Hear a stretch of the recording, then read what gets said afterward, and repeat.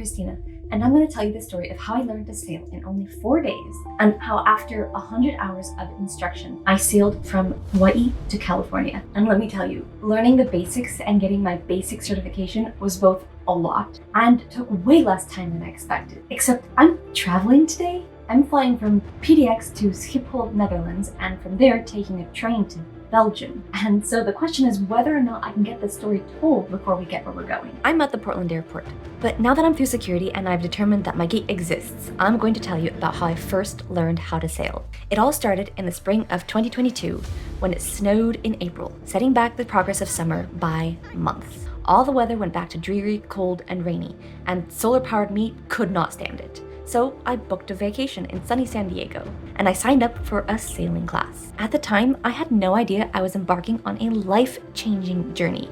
I was just there for the vibes, sunshine, water, and to learn something fun that I knew nothing about, except for from Pirates of the Caribbean. Man overboard! Heave to and take in sail, launch the boat. Day one was a blur. It started with a classroom portion where we went over sail theory, the points of sail, the parts of a sailboat. There was so much new vocab. And I had never even been on a sailboat, so I kind of had no idea what we were talking about. Then we went out on the water and started sailing. I was mesmerized. If you've never sailed upwind, it seems like it shouldn't work because the wind is going that way, but you're using that wind to go that way. It's one of the most magical things in the world. I started practicing handling the sails and learning to read the telltales. It was a lot to process, and I hadn't even tried my hand at the tiller. I kind of chickened out that first day. That night, I went to the hostel where I was staying and reviewed everything that we had gone over in class. Now that I had a real-life idea of what it all was talking about, it started to make more sense. Day 2, I tried my hand at the tiller, which when you first start out is a bit counterintuitive because the boat moves the opposite way as you push the tiller. Slowly but surely, I started to get the hang of it. I got more practice time on the sails and we did lots of tacking and jibing maneuvers. In the classroom, we dove into reading the weather and reading navigational charts. On day 3, things were really starting to come together. I felt like I really had a grasp on the various terms vital to sailing. Halyard, reef, sheets, close haul, telltales, man overboard, mutiny, marooned, and Davy Jones. Okay, those last few might have snuck in from the movies, but things were starting to come together. And we did run man overboard drills, which was still quite fun. Oh my god! I was really starting to get a handle on managing the various tasks of sailing, which when you're reading the telltales and adjusting the sheets and making sure the tiller is pointed where you want it pointed and trying to watch out for traffic, it can start to be a lot. Luckily, I had an amazing teacher who would help guide me if I started to get overloaded and freeze up.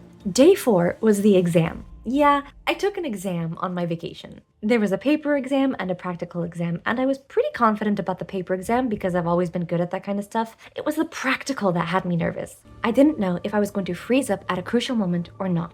Luckily, all the late evenings of studying paid off, so I got my basic sailing certification. And that is how I learned to sail in only 4 days. I was stoked, but even more than that, I was completely infatuated with the idea of sailing.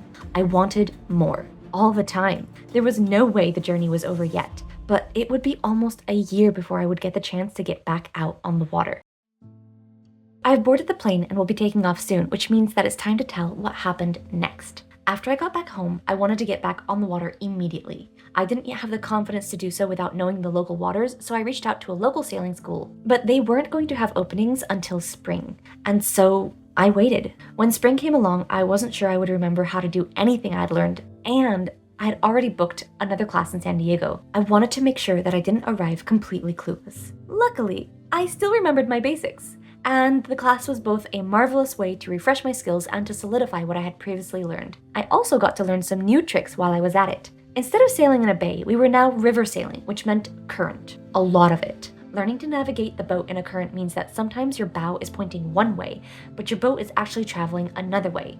It's like if you're walking across a room, but the floor is actually a giant moving walkway, so you can't just aim at your destination. You have to compensate for the movement of the floor underneath you. It can be a bit tricky to get the feel of it, but surprisingly, I was reasonably adept at it. And then there was the motor. I had never touched one before, and the first time I used it, my heart was pounding. It was a lot of new information to learn. Learning to pull in and out of tight spaces without slamming into the docks was stressful. But I think I got lucky the first time I parked the boat, and I did it super smoothly. This was both a huge confidence boost, and it meant that I now had to hold myself to the standard forevermore. Let me tell you, I'm still good at parking. The secret is to go slow. With this class complete, I finally felt ready to take the next big step. Basic cruising. This was where things would get a lot more real. Okay, well that didn't work. Honestly, I'm not sure what I was thinking, trying to film while traveling internationally with a large group of people and 2 children. So I'm back home. It is now after my trip, and I will tell you the rest of the story of learning to sail. But honestly, it kind of fits because the basic cruising class didn't really go as planned either. Honestly, I didn't think I would pass. I had flown back to San Diego for the basic cruising class. Kristina, you may ask, why all these classes? And the answer is that I had made up my mind that I was going to live the sailboat life, and I needed to gain as much experience and skill as possible before embarking on my grand journey. The basic cruising class was the biggest boat I had sailed on to date, and it had an inboard motor. Let me tell you, I was so grateful for the motoring experience I had gotten in my local refresher course. But it was still super stressful trying to pull out of the dock among all those fancy, expensive, and tightly packed boats. The first day, I volunteered to pull us out because sometimes you need to face your fears head on. My heart was pounding and I had butterflies in my stomach, and let me tell you, we came this close to backing into another boat. Because once you know that you're getting close and you shift into forward gear, there's a delay because you're on a fluid surface before the change in direction takes place. However, I did it. I did not bust the boat, and I got us safely into the channel. A lot of the class was spent refining our skills of sail handling and steering well. We even got to learn about steering just by sail. This basically works by balancing and adjusting the pressure in the front and back sails so that the boat is pointing where you want to go, and voila, rudderless steering. It went a bit awry when we tried tacking with sails only, and we ended up in a tailspin. We ended up turning sharply enough that our rudder got into a tightly turned position, and from there, well, the teacher was calling out the maneuvers as he saw them. Ready to tack, ready to jibe. Ready to tack, ready to jibe. Meanwhile, all 4 of us students were stumbling and scrambling across the deck trying to regain control of this boat. It was like something out of a slapstick comedy movie. Despite these little snafus, I thought all was going reasonably well. When I was concerned to learn during a one-on-one conversation with the teacher during lunch that he was having reservations about passing any of us. He felt that we weren't showing enough confidence in our skills, which, I don't know, I'm a cautious person by nature, hence all the classes. Anyway, the next day was exam day, and I was determined to prove myself to him that I could be as confident as he needed me to be. Unfortunately, the next day brought the strongest winds we'd seen yet. We needed to back the boat out of the slip and shift into forward gear quickly, or the bow would blow downwind into all those fancy, tightly packed boats. But I was being confident, so I volunteered. And it didn't go as planned. Even though I tried to time everything perfectly, the wind caught the bow before I could get the boat moving forward. Now I was careening towards those very fancy, very expensive boats. I did the only thing I could. I switched to reverse. Only there were very fancy, very expensive boats behind us too.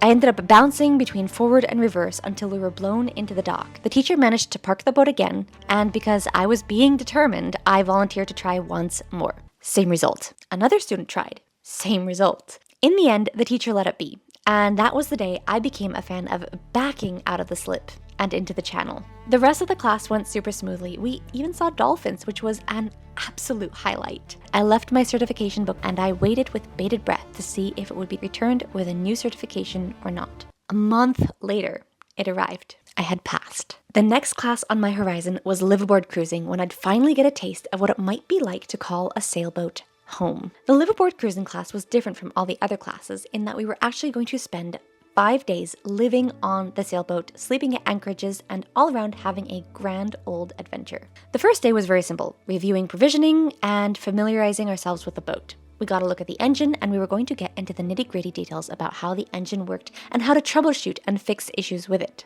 And we got way deeper into navigation and learning about the tides. We would also familiarize ourselves with the onboard kitchen because, let me tell you, when your stove is swinging back and forth, it adds a whole new element to cooking tacos. That night, we slept on the boat, and the next morning, we charted our route to our first stop, Mission Bay. Once we knew how we planned to get there, we were ready to set sail. We headed out into open water.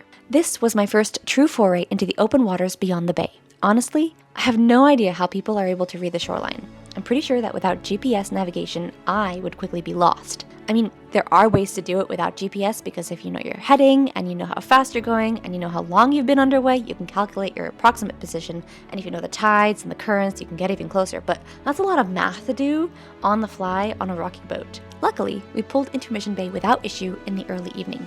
We dropped our anchor and settled in for the night. Evenings were spent in sailing textbook book club, learning all the new vocab we needed and trying to wrap our minds around the tidal flow math. I definitely got it wrong on the test, and I still don't get it. Thank goodness for modern technology. It was absolutely, purely peaceful.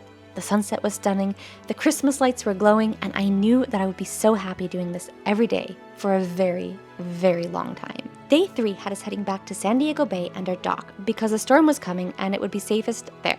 We plotted our course and thought we might swing by Catalina Island if we were able to make good enough time before we headed into the bay. However, the waters were far more choppy this day and we were beating into the wind, and yours truly is apparently prone to seasickness, like violently ill every 15 minutes. I spent most of that journey curled in a back corner of the boat, completely useless, until we finally made it into the bay. Once we hit calm water, I was finally able to stop being sick. I recovered quickly and was able to help get the boat pulled into the dock. I definitely had to hose the boat down because, well, you can imagine why I had to hose the boat down. The storm rolled in, but we were cozy in our floating sanctuary of cheer. The next day, we sailed to Glorieta Bay for one more night at anchor. Luckily, Glorieta Bay is in San Diego Bay, so I didn't have to face the horrors of seasickness again. We studied and questioned, and the next morning we would take our written exam. I'd gone into the previous exams with a lot of confidence. This time, there was just so much more material, and it felt way more complex. But in the end, I passed. We got to spend the rest of the day sailing around the bay. Kristina, get in here. Yeah.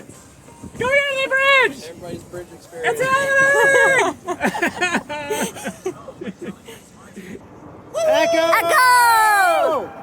I flew home that same day, the day before Christmas Eve, with the memories of the most magical trip cherished in my heart. I still had hopes of living the sailboat life, and there was one big milestone I wanted to achieve before I could call myself ready. Cross an ocean. Now we come to the last story I have to share, and it's the biggest adventure yet. So the school I had taken most of my classes through does a race from California to Hawaii every year. However, that's not my speed. What is my speed is that you can sign up to help deliver the boat back to California. When I initially reached out about this opportunity, the spots were already filled. I agreed to go on a wait list, and a couple months later, word came. A spot had opened up. I could hardly believe my luck. This was a dream come true experience, and I couldn't wait. My life jacket arrived 2 days before I flew out to Hawaii, and after spending a couple of days enjoying the island, it was time to meet the crew. There would be 7 of us on the voyage in total. The captain, the same teacher who had taught my liveaboard class, 2 sailors from Austria, a lady from Argentina, 2 more gentlemen from the Bay Area, and, of course, me. I was armed with new seasickness medicine, and I was ready for the adventure of a lifetime. I'm excited. I'm a little nervous about getting seasick, but I took some medicine, and I'm definitely feeling it. I'm a little groggy, but I'm more awake now than I was an hour or so ago, so we're just waiting on the last of our crew, and then we're gonna take off. Nothing was going to stop me, except for seasickness. Yeah, despite the medicine, within an hour of getting into open ocean, I was horribly sick. First, I was throwing up like normal, then I was throwing up bile, then I was dry heaving, and then I would lean over the side of the boat to be sick, and my stomach would decide it didn't have enough strength to contract, and so I would just lie down again. That first night I spent under the stars, which incidentally became another bucket list item I can now cross off my list. It literally says, spend a night under the stars, maybe on a boat somewhere. And let me tell you, those stars burned. They burned so bright that you could see your surroundings on the boat by their light. As I laid under those stars that night, I couldn't help but be mesmerized by their beauty.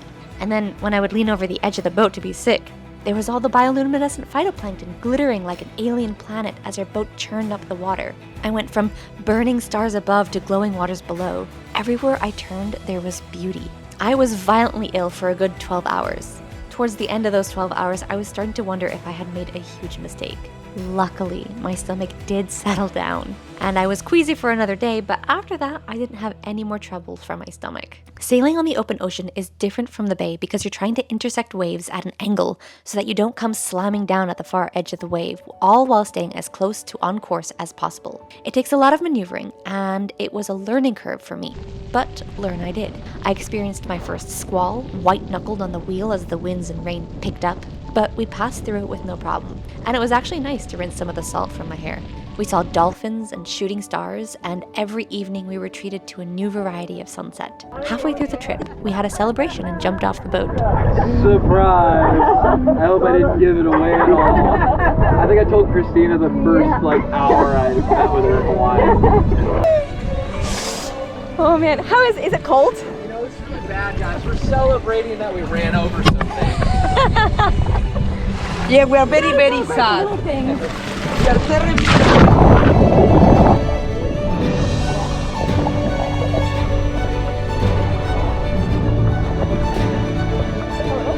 When we got closer to land and started sailing downwind, things really started picking up.